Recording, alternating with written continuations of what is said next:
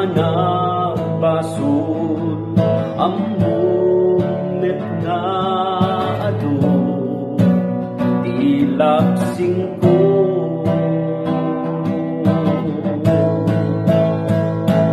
O Diyos ko agyamanan naidaklan nga ayat ko kanya indemot anak ko nga sugot ko.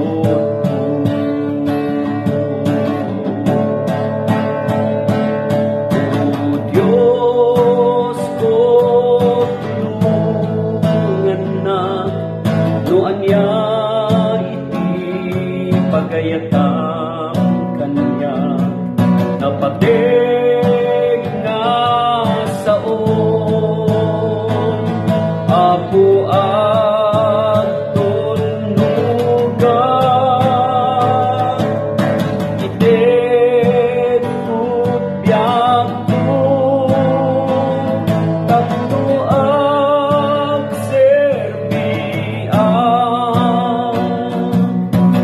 kas pagayatam agbiaga.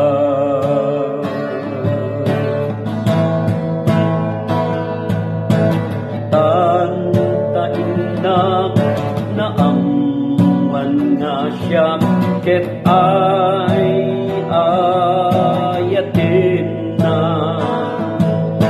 parabor ken bendisyon iindet mo.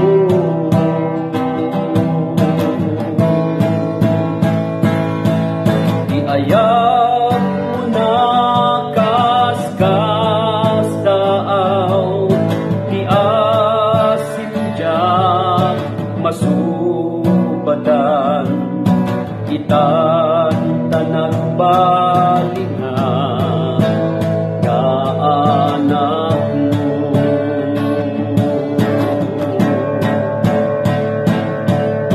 O Diyos ko tulungan na no anya iti pagayatam kanya napatig asaon apo at tunugan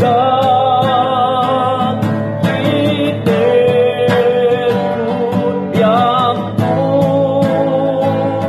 tapno ang serbian